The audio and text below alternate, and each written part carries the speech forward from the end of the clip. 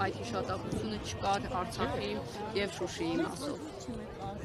Առաջինը ես ուզում եմ շեշտեմ, որ մեր ժողովուրդը պետք է երախտապարտ լինի այն 600,000 մեր հայրենակիցներին, որոնք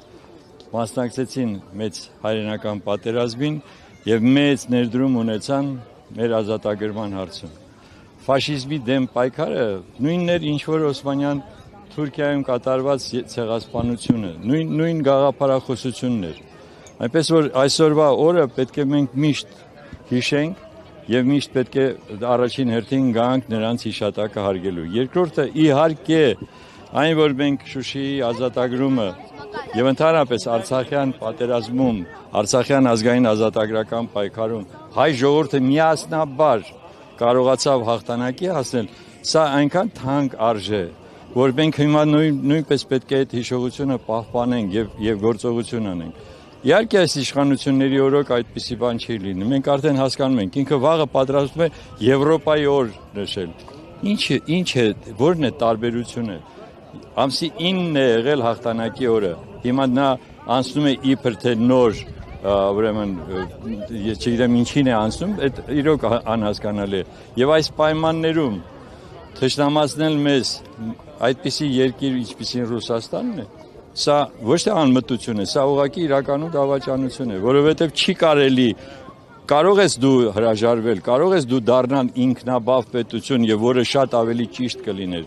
բայց դու չպետք է այսօրվա դրությամբ թշնամանաս այդպիսի պետության հետ, ինչպիսին Ռուսաստանն է, որի հետ ամենասերտ հարաբերությունները, ես դες կարող եմ ասեմ 300 տարվա այն հավասարակշռությունը, որ այս տարածաշրջանում կա, եթե Ռուսաստանը այստեղից հեռանա, խախտվելու է։ Շատ պարզ պատճառով, որովհետև այդպիսին է այս աշխարհաքաղաքական այս գործընթացը։ Ուստի դա կարևոր հանգամանք է, որ մենք շարունակենք ունենալ համահավասար եւ շատ փոխշահավետ հարաբերություններ։ Ոչ ոք չի ասում, որ գնանք դառնանք, չգիտեմ, նրանց ես իջնեմ ստրուկը կամ ինչը, բայց դուք պարտավոր եք ունենալ այդպիսի փոխհարաբերություններ։ Եվ այս բողոքի նոտայից հետո, որը ուղղեց Ռուսաստանը կապված Զելենսկու հայտարարության, նաև եվրոպական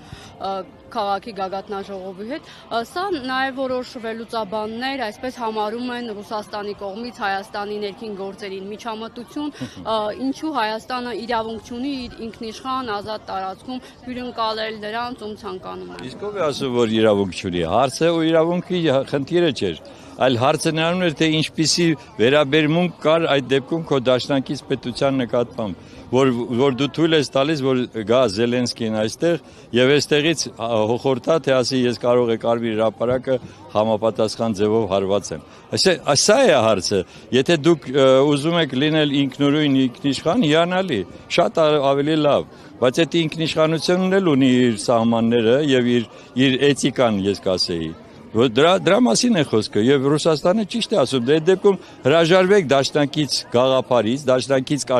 կարգավիճակից, ինչ ուզում եք արեք։ Այդ պարագայում էլ իրենք կանեն այն, ինչ որ իրենք են համարում իրենց համար շահավետ։ Հնչեցին, որ Փաշինյանը շարունակում է երկու աթոռի վրա նստել։ Այս ձեր ասած համատեքստում է դա, այսինքն չէր կարող Փաշինյանը եւ Ռուսաստանի հետ պահպանել հարաբերություններ եւ Եվրոպայի։ Ինչ է նշանակում այս հայտարարությունը։ Ես նորից պարզ կրկնում եմ։ Խոսքը գնում է նրա մասին, որ եթե դուք ուզում եք վարեք ձեր ինքնուրույն քաղաքականությունը, բարի եղեք դա վարել, բայց մի ուղղեք այդ դեպքում ձեր քաղաքական քայլերը ընդդեմ ձեր դաշնակցի, սրա մասին է խոսքը։ Ունեցեք դրա համապատասխան համաձայնությունը, գնացեք նրանց հետ բանակցեք, բացատրեք, միգուցե այո, փոխկապակցված են այս հարաբերությունները եւ շատ հնարավոր էր, որ կարելի էր ասել, թե գիտեք ինչ, որոշ բանը եվրոպացիները մեզ ավելի լավ կտրամադրեն, քան ասենք դուք։ Օրինակ եմ ասում։ Եվ այդ պարագայում խնդրեմ, մենք կարող ենք համագործակցել։ Մենք ունենք ՍԵՊԱ-ի պայմանագիրը, չմոռանաք, եւ ոչ ոք դրա մասին չի խոսել, հա։ Հա, Եվրոպայի հետ ունենք մենք այդ փոխհարաբերությունները։ Բայց հիմա հարց է առաջ գալիս, այդ որ Եվրոպան է, եկեք մի հատ էլ հասկանանք, հա։ Որ Եվրոպայի հետ ենք մենք այս նախկին Եվրոպայի ես ջատագովն եմ եղել եւ դասիրակվել եմ նրանց մշակույթի վրա։ Հիմիկվա այդ մշակույթը կարելի է համարել, որ դա եվրոպական է։ Ես դրա համար ասում եմ, եկեք հասկանանք ինչ ենք ուզում մենք այս աշխարհից։ Մենք ով ենք այս աշխարհում։ Փոխվում է աշխարհը մեր աչքի առաջ։ Այս ամբողջ ինչ որ հիմա կատարվում է այս տարածաշրջանում, ազդելու է մեծ վրա։ Դուք հիմա հասկանում եք, որ Իրանի Իսլամական Հանրապետության համար անընդունելի է թրիփ կոչվածը։ Ինչու՞։ Որովհետև Հայաստանի համար էլ պետք է անընդունելի լիներ, պարզ պատճառով։ Ինքը գալիս է այդ ճանապարհը մինչև Նախիջևան, վերջ։ Չի գալիս Երևան։ Ես ուզում եմ դա հատուկ մեր ժողովուրդը հասկանա։ Չի գալիս Երևան, Երևանից գնա, որպեսզի մենք ասենք բոլոր կոմունիկացիաները բացվում են։ Այ եթե կլիներ, որ բոլոր կոմունիկացիաները բացվեին, այդ պարագայում այո։ Իսկ հիմա մենք կանգնացենք այդպիսի մի դիտավորյալ քաղաքականություն է վարում այս տղան։ Եվ այս դիտավորյալի պատճառով մենք դժելու ենք։ Մենք կորուստներ ենք ունենալու։ Սրա մասին է խոսքը։ Շնորհակալ